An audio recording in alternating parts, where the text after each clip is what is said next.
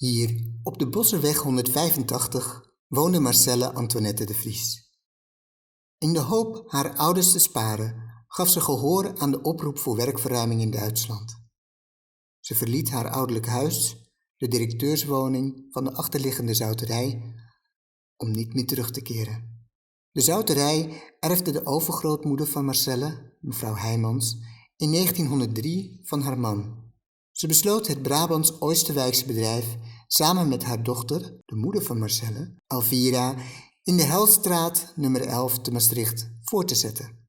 Spoedig bleek een locatie buiten het centrum praktischer omwille van de stankoverlast, de betere transportmogelijkheden en de nabijheid van het net gebouwde slachthuis. In 1905 trouwt de uit het Duitse Oost-Friesland afkomstige Sephardisch-Joodse Sigmund de Vries met Elvira Heijmans. Een jaar later vangt de bouw van hun woning aan in de Bosserweg, dat toen gemeente Vroenhoven was. Het wildere gedecoreerde huis in Art Deco-stijl en Jugendstil heeft een windvaantje van het jaar van voltooiing. Het jaar dat de grootmoeder van Marcelle, vader Sigmund, moeder Elvira en Marcelle zelf als eerste bewoners introkken.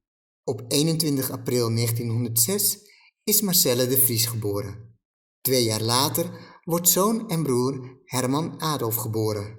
Bij het uitbreken van de Eerste Wereldoorlog 1914 wordt dochter Jos geboren en is het gezin de Vries compleet.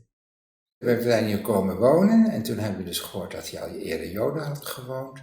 Heel kort daarna heb ik een lezing gegeven in Amsterdam. In de pauze kwam iemand naar mij toe en die zei, waar hebt u dan gewoond? Ik zei, op de Bosserweg. Welk huisnummer dan, zei ze. Ik zei, nou, Bosserweg 185. En toen zei zij, daar heb ik in het begin van de oorlog gewoond.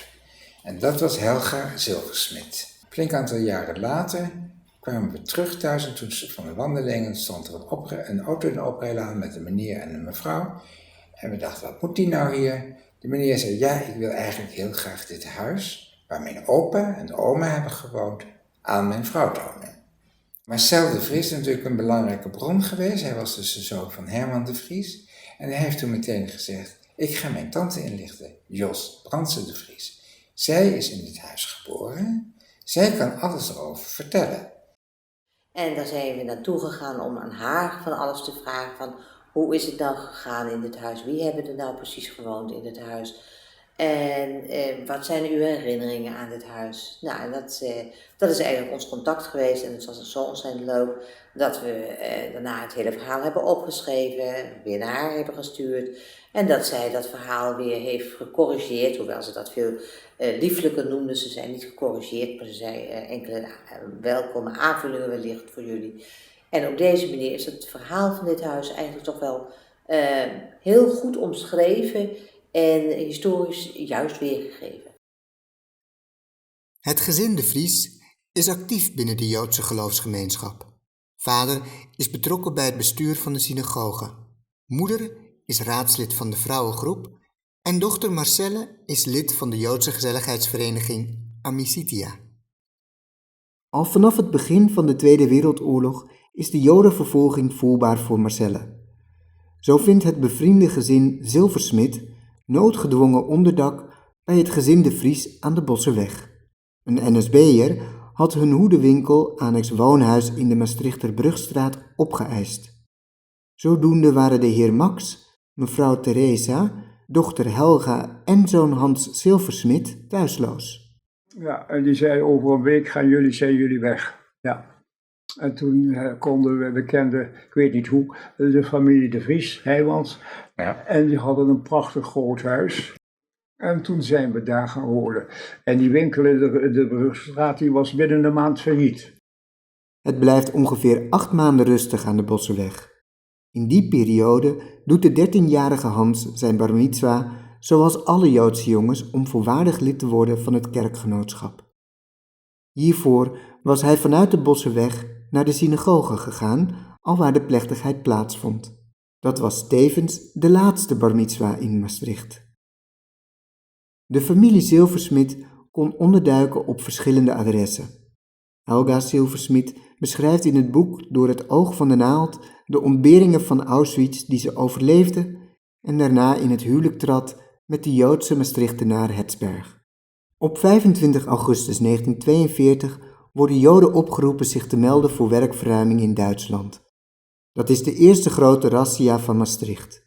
In de hoop vader en moeder de Vries te sparen, geeft Marcelle gehoor aan die oproep. Op paard en wagen van de buurman begeeft Marcelle zich via het centrum langs de winkelstraten naar de verzamelplaats, de Professor Pieter Willemstraat. Ze liep vervolgens met 300 andere Limburgse Joden in de nacht van 25 op 26 augustus de 250 meter naar het station voor de trein naar Hooghalen, waar zij op 26 augustus aankwam en al op 28 augustus met het eerstvolgende transport van Westerbork naar Auschwitz werd gebracht, waar ze 3 dagen later arriveerde en meteen op deze 31 augustus werd vermoord. Een hele emotionele indruk om hier te zijn in namens van mijn grootouders, mijn ouders, de tante die ik jammer genoeg niet gekend heb. En ik vind het fantastisch wat jullie hier in Maastricht doen om dat nooit te kunnen vergeten wat hier gebeurd is tijdens de oorlog. Ik dank jullie allen. Broer Herman de Vries was eerder al naar Zwitserland gevlucht.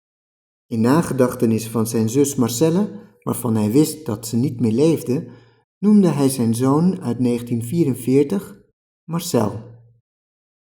In Maastricht nemen de Duitsers voor de divisie luchtbeschermingswaarschuwing met vrijwel al het meubilair Bosseweg 185 in.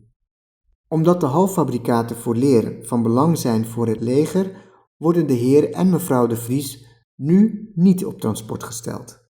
Zij konden nog even in 2 kantoren van het fabrieksgebouwtje achter het huis aan de Voeringskanaalweg verblijven.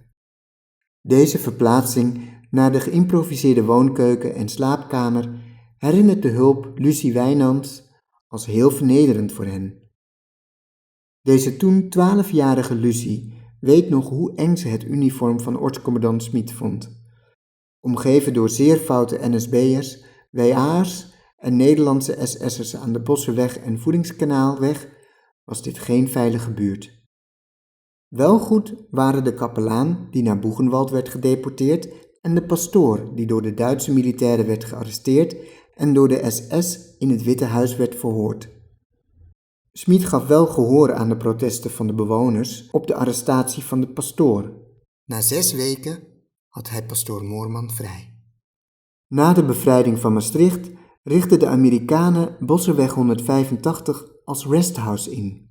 In de Ardennen, rond Bastogne, voerden de Duitsers een tegenoffensief en ook was er de slag om Aken.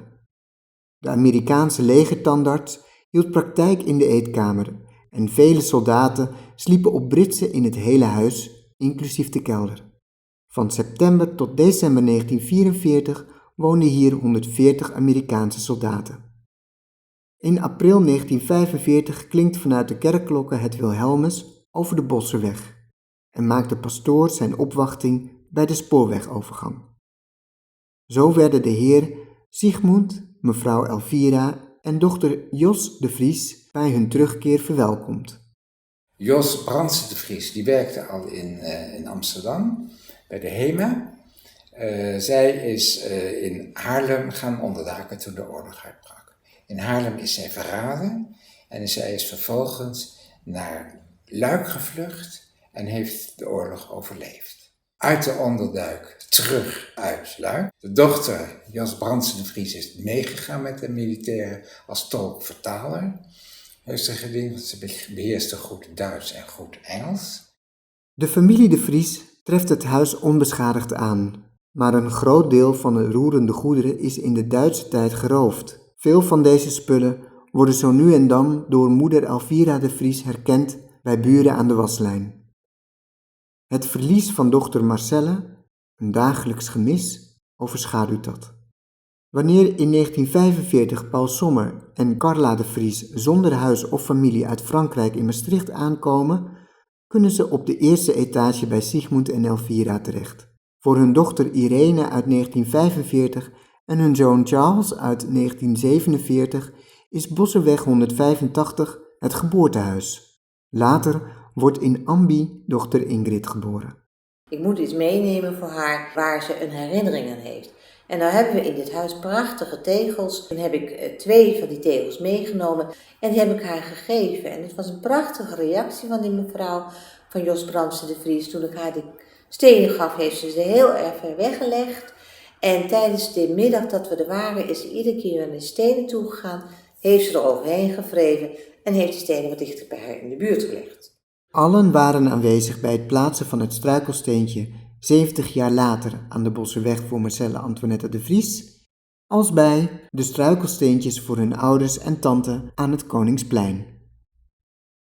55 jaar na de oorlog konden de huidige bewoners Marije van de Bos en Fred Grunveld, Jos Brandsen de Vries en Carla Sommer de Vries verwelkomen aan de Bosserweg 185. Een huis met een bijzonder bewogen geschiedenis.